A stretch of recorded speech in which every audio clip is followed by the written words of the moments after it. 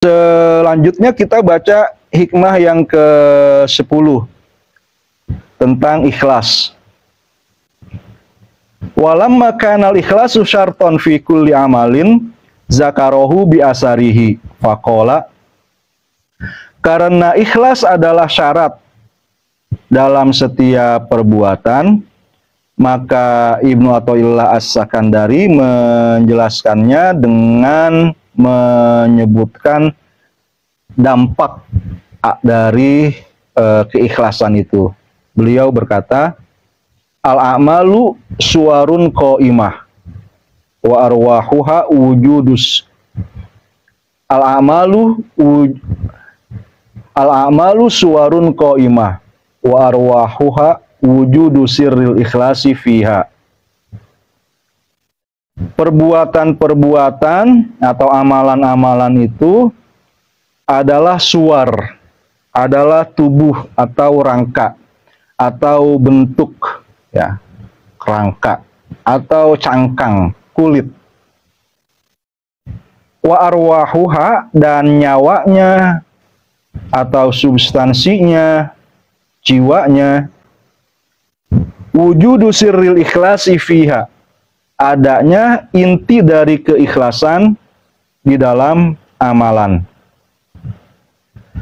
Al-a'mal huna, yang dimaksud dengan amalan pada kata mutiara yang ke-10 ini, ibaratun anil harokatil jasmaniyati awil kolbiyah, adalah ungkapan tentang gerakan badaniyah maupun gerakan batiniah. Beda dengan yang tadi, yang di kata mutiara ke-9. Waswaru jam'u suroh. Kata suar adalah bentuk plural dari suroh. Suroh itu bisa kita artikan bentuk, form, atau bahkan foto juga. Ya, zaman Ibnu Ajibah belum ada foto mungkin. Itu suroh. Apa itu arti dari suroh? Wa huwa ma yatasyakhasu fi zihni minal kaifiyat. Form atau bentuk, rangka, kulit dari amal, dari sebuah perbuatan, adalah apa yang tercetak di dalam pikiran kita dari kaifiyat, dari tata cara amalan itu. Waruh, di sini lebih cenderung saya artikan sebagai nyawa. Ruh itu ada banyak artinya. Di tempat lain tidak bisa kita terjemahkan nyawa. Nyawa dari amalan atau substansi dari sebuah perbuatan. Jiwa juga bisa. Asirrul muwadda'u fil hayawanat, adalah sebuah sir, satu misteri, satu rahasia, atau satu inti yang disimpan di dalam binatang-binatang. Ya, memang dalam bahasa kita sebut ada benda mati dan benda hidup, ya, makhluk hidup. Benda hidup itu yang punya nyawa. Tumbuhan juga sebenarnya punya nyawa. Wa huwa huna ibaratun amma yaqa'u bihil kamalul mu'tabaru fil a'mal. Tapi dalam hikmah ini, yang dimaksud dengan nyawanya perbuatan, jiwa atau substansinya perbuatan, adalah kesempurnaan yang menjadi nilai dari sebuah dari perbuatan tadi. Wal ikhlasu, dan keikhlasan itu adalah ifrodul qalbi li ibadatir robbi, mendedikasikan, menunggalkan hati kita hanya untuk ibadah kepada Tuhan. Wasirruhu lubbuhu, inti dari sesuatu itu sama dengan atau rahasia atau misteri dari sesuatu itu adalah inti dari sesuatu itu. Kalau ada orang yang sudah memegang rahasia dari temannya, maka dia sudah mengetahui inti dari temannya itu.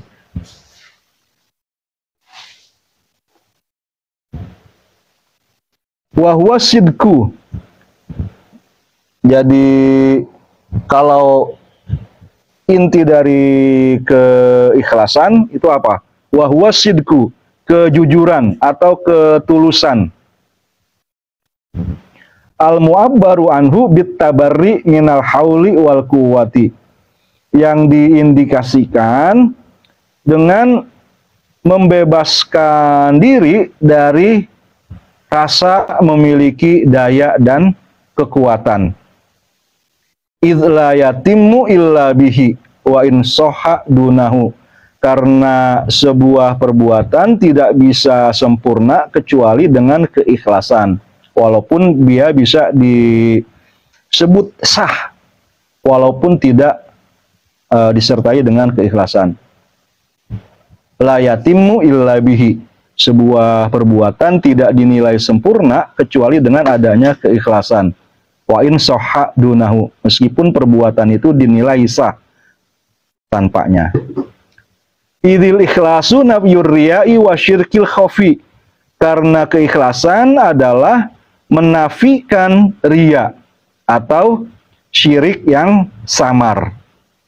Wasirruhu, dan inti dari tidak riya dan menafikan kesyirikan yang samar itu adalah nafiyul ujubi wa mulahazatin nafsi, menafikan ujub, membangga-banggakan diri, dan selalu mementingkan nafas, ego, mengutamakan dirinya, melebihkan, memperhatikan dirinya, merasa sudah misalnya terkenal, datang ke satu tempat nggak ada yang menyapa, nggak diberikan tempat duduk di depan, misalnya jadi marah. Warriya'u qadihun fi sihatil amal, riya itu merusak kesahihan amal. Wal ujubu qadihun fi kamalihi faqat, sedangkan ujub itu hanya merusak kesempurnaan amalan. Ya, ini pendapat dari Ibnu Ajibah, perlu kita renungi lagi. Di dalam bacaan yang lain, riya itu artinya kita melakukan perbuatan supaya dinilai oleh orang lain, dilihat oleh orang lain. Beda dengan sum'ah, ada di sini nggak disebut, di sini hanya disebut dua, riya dan ujub. Ada lagi sum'ah. Sum'ah itu perbuatannya misalnya sudah selesai kita lakukan, lantas kita omongin ke orang lain supaya orang lain mendengarnya. Sum'ah. Lantas menilai juga diri kita sebagai orang yang baik. Kalau riya berarti saat kita mengerjakan sebuah perbuatan, kita ingin orang melihatnya, lantas menilai kita baik. Kalau sum'ah itu ya berarti perbuatannya sudah selesai, karena sekarang kita sedang menceritakan supaya didengar oleh orang lain. Sedangkan ujub itu artinya kita nggak riya dan nggak sum'ah tadi, nggak punya motif melakukan sesuatu supaya dilihat orang lain, nggak menceritakan perbuatan baik kita supaya didengar oleh orang lain, tapi di hati kita itu ada perasaan dengan sudah melakukan kebaikan itu kita jadi bangga dan jadi lebih baik, jadi yang pang bagerna, pang benerna, gitu. Jadi yang paling baik dan paling benar. Itu namanya ujub, takjub, bangga, membangga-banggakan diri. Gitu. Di sini, kalau di teks ini yang paling parah berarti riya. Karena riya itu membuat amalan jadi tidak sah. Kultu, Ibnu Ajibah berkata, al-amalu kulluha asbahun wa jasadun. Semua perbuatan itu laksana asbah, jamak dari syibhun. Ini bisa kita terjemahin bayangan, bahkan hantu, atau raga, atau tubuh. Wa jasadun, dan jasad. Wa arwahuha wujudul ikhlasi fiha. Nyawa daripada perbuatan yang seperti bayangan, ya. Inti dari cangkang berupa perbuatan-perbuatan kita adalah adanya keikhlasan dalam perbuatan itu. Fakama la qiyama lil asbahi illa bil arwah wa illa kanat mayitatan sakitoh. Sebagaimana raga tidak memiliki kehidupan kecuali dengan adanya nyawa, dan kalau tidak ada nyawa maka ia tidak lain dari mayat yang terbujur. Kadzalika la qiyama lil a'malil badaniyati wal qalbiyah illa biwujudil ikhlasi fiha. Begitu juga dengan perbuatan-perbuatan kita, baik yang bersifat badaniyah maupun qalbiyah, itu tidak ada nilainya kecuali jika disertai dengan keikhlasan. Wa illa kanat suwaron qaimatan wa asbahan khawiyatan la ibrota biha. Jika tidak, maka itu tidak lebih daripada rangka, dari forma, dari bentuk, dari bayangan atau hantu yang tidak punya raga, tidak punya nyawa, sehingga tidak punya nilai. Allah Ta'ala, Allah Subhanahu wa Ta'ala berfirman, wa ma umiru illa liya'budullaha mukhlishina lahuddina hunafa. Manusia itu tidak diperintah kecuali untuk beribadah kepada Allah dengan mengikhlaskan agama sepenuhnya baginya, dengan menjalankan syariat yang lurus. Wa qala ta'ala fa'budillah mukhlishon lahuddin. Sembahlah Allah dengan penuh keikhlasan, dengan mengikhlaskan agama hanya baginya. Wa qala sallallahu alaihi wasallam hakian anillahi ta'ala, dalam hadis kursi Rasulullah menceritakan firman Allah, yaqul, Allah Subhanahu wa Ta'ala berfirman, kata Nabi, tapi tidak masuk dalam Al-Quran, masuk dalam hadis kursi. Ana agna syuraka, aku adalah mitra yang paling kaya, partner kerja yang paling nggak butuh siapapun, paling kaya, paling tidak membutuhkan yang lainnya.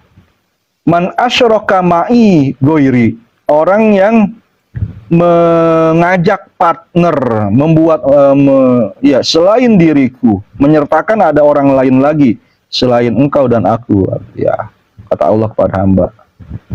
Taraktuhu wa syarikahu, maka aku akan biarkan dia dengan siapa yang dia jadikan partnernya itu, apa yang dia jadikan sandaran, pegangan, harapannya itu. Wa qala sallallahu alaihi wasallam, Nabi Muhammad sallallahu alaihi wasallam bersabda, akhwafu ma akhafu ala ummati asyirkul khafi wa huwa riya. Yang paling kutakutkan dari hamba-hamba, dari umatku adalah syirik yang samar, yaitu riya. Dalam riwayat yang lain, ittaqu hadza syirka, takutlah kalian kepada syirik ini, al-khafi, yang samar, yang tersembunyi. Fa innahu yadibbu dabiban namal, karena dia merayap seperti semut. Semut merayap ya, atau gimana? Dabib.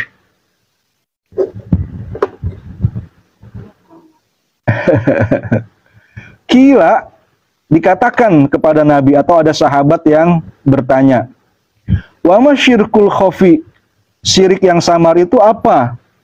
Qala ar-riya, beliau menjawab riya. Intaha bil makna. Ibnu Ajibah mengatakan bahwa dia meriwayatkan hadis-hadis ini dari segi maknanya saja, artinya hadisnya secara lafzi apakah benar seperti ini beliau tidak yakin. Itu lil ahdi bihi, karena saya membacanya sudah sangat lama. Kayaknya beliau mengandalkan ingatan atau hafalan saat menulis buku ini. Wa fi hadisin musalsalin ilan Nabi sallallahu alaihi wasallam, dalam sebuah hadis musalsal Nabi bersabda, Annahu su'ila anil ikhlas. Beliau ditanya tentang apa itu ikhlas. Faqala, beliau menjawab, hatta as'ala Jibril. Tunggu jawabannya. Aku akan bertanya kepada Jibril dulu. Nabi Muhammad seperti itu. Falamma sa'alahu qala. Ketika Nabi bertanya kepada Jibril, Jibril berkata, hatta as'ala Rabbal Izzah. Tunggu dulu jawabannya. Saya akan bertanya dulu kepada Tuhan. Falamma sa'alahu qala lahu. Ketika Jibril bertanya kepada Allah, Allah pun berfirman kepadanya, huwa sirrun min asrori. Keikhlasan itu adalah salah satu rahasiaku. Udi'uhu qalba man ahbabtu min ibadi. Aku simpan keikhlasan itu di dalam hati hambaku yang kucintai. La yattali'u alaihi malakun fayaktubuhu. Malaikat nggak bisa melihatnya dan tidak mencatatnya. Keikhlasan dalam hati manusia nggak kedetek sama malaikat, sehingga malaikat juga nggak bisa mencatatnya. Malaikat hanya mencatat zohir-zohir dari perbuatan manusia, tidak mencatat keikhlasan ini berdasarkan hadis ini. Wala syaitonun fayufsidahu. Setan juga nggak bisa melihat ada atau nggak adanya keikhlasan di dalam hati itu, sehingga setan juga nggak bisa merusaknya. Qala ba'duhum, ada sebagian sufi yang mengatakan, huwa maqamul ihsan. Keikhlasan itu adalah kunci untuk masuk ke maqam ihsan. Anta budallah ka'annaka tarahu, yaitu engkau beribadah kepada Allah seolah-olah engkau melihatnya. Wal ikhlasu ala salasi darajat. Ikhlas itu ada 3 tingkatan. Darajatul awam wal khawas wa khawasil khawas. Ikhlas tingkat awam, basic. Wal khawas tingkat khusus, intermediate mungkin. Wa yang khusus di antara yang khusus, advance. Sama seperti puasa ya. Ada 3 tingkatan seperti ini. Fa ikhlasul awam, ikhlasnya orang awam, huwa ikhrajul khalqi min muamalatil haqqi. Mengeluarkan semua makhluk dalam interaksinya dengan Khalik. Ada yang ikut serta makhluk itu, segala sesuatu selain Allah. Ya manusia, ya benda-benda, batu berharga misalnya, uang, atau status yang sifatnya abstrak, itu juga semuanya tidak dia ikut sertakan dalam muamalah atau interaksinya dengan Tuhan. Itu disebut sebagai keikhlasan tingkat awam. Ini sakti sekali ini penjelasan dari Ibnu Ajibah ini.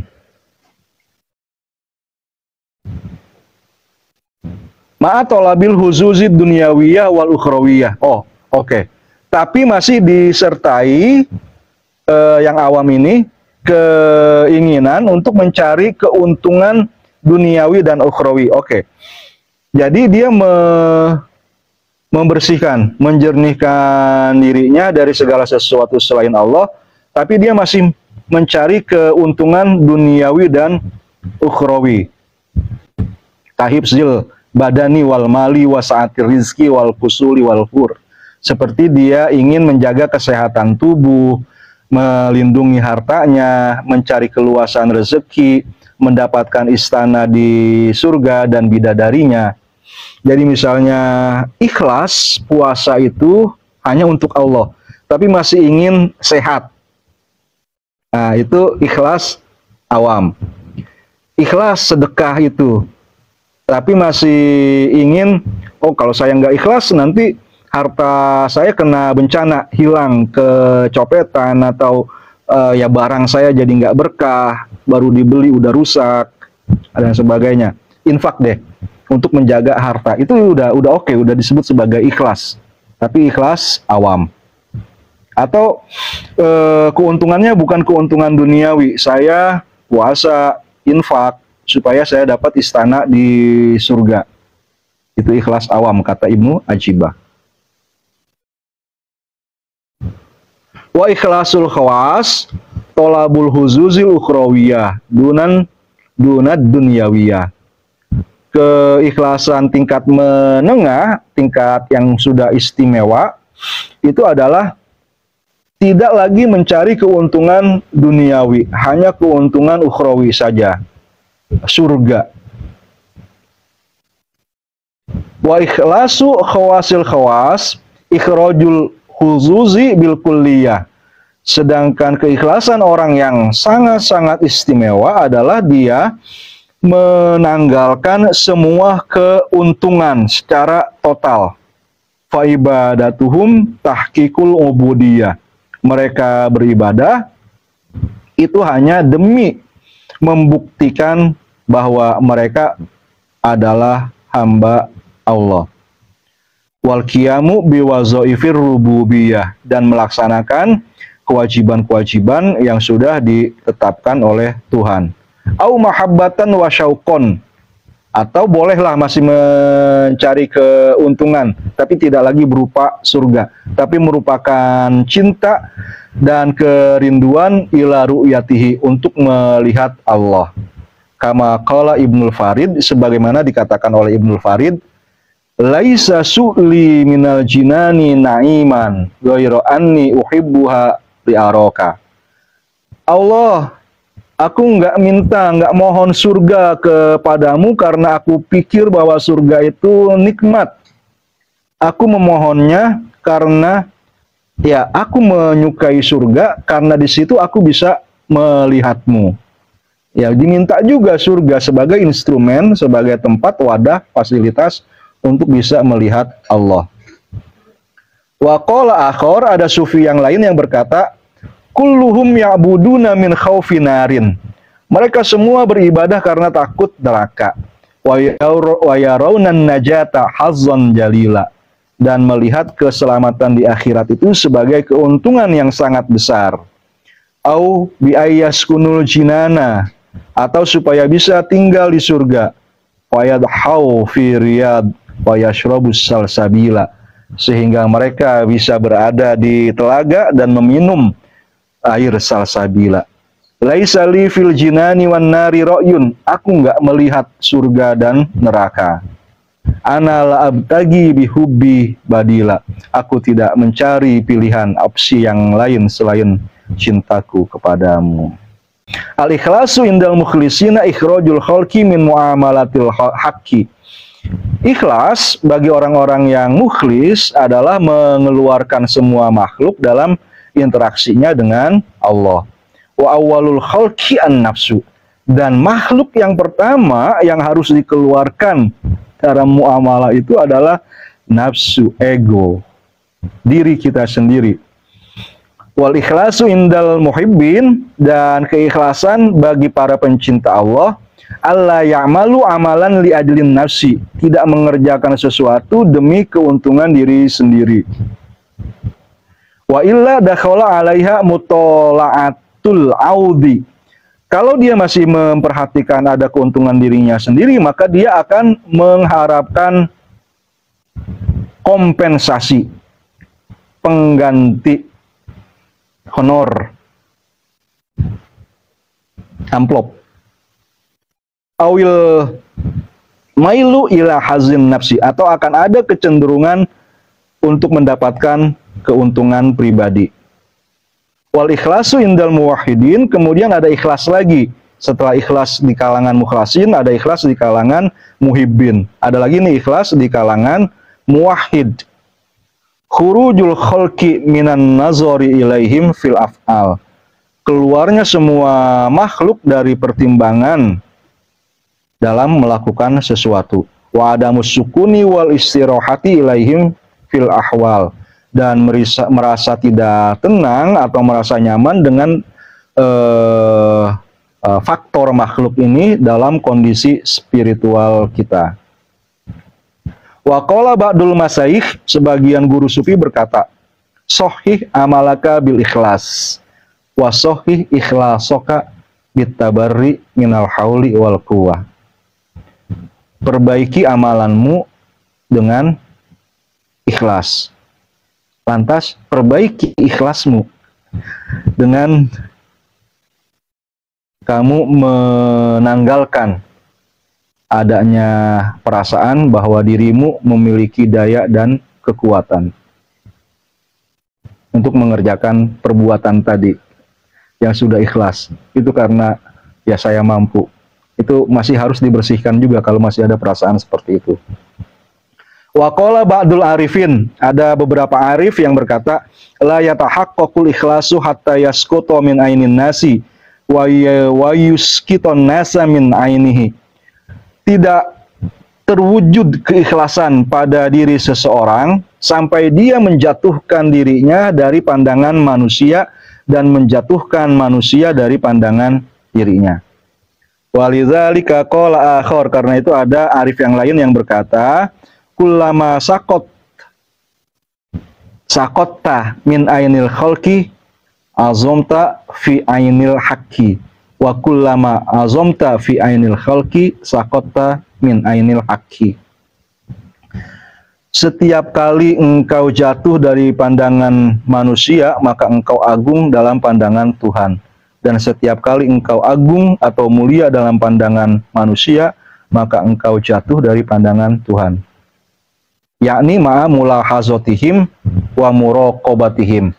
Maksudnya, jika itu disertai dengan di dalam diri kita ada perhatian terhadap pandangan manusia itu. Dua paragraf lagi, wasami itu saikhona yakul, saya mendengar guru saya berkata, madamal abdu yuraqibun nas, selama seseorang masih memperhatikan penilaian orang lain, wayahabuhum, dan mempertimbangkan atau merasa segan terhadap apresiasi atau kecaman mereka, la yatahaqqaqu ikhlasuhu abada, maka keikhlasannya tidak akan pernah terwujud. Wa qala aidon, guruku juga berkata, kata Ibnu Ajibah, la tajtami'u muraqabatul haqqi ma'a muraqabatil khalqi abada. Tidak akan terwujud rasa diri kita diawasi oleh Allah selama di dalam diri kita masih ada rasa diawasi oleh orang lain.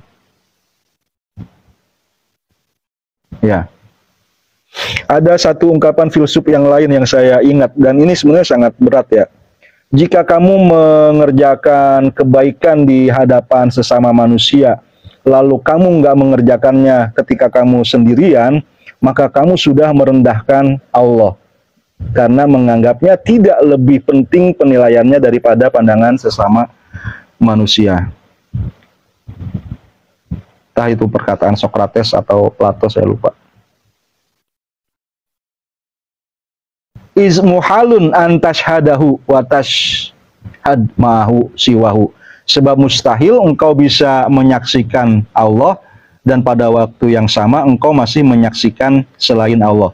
Ini juga mengingatkan saya pada kata mutiara seorang filsuf, bahwa mata manusia itu bergeraknya sama. Satu diarahkan ke kanan, maka yang lain ikut ke kanan.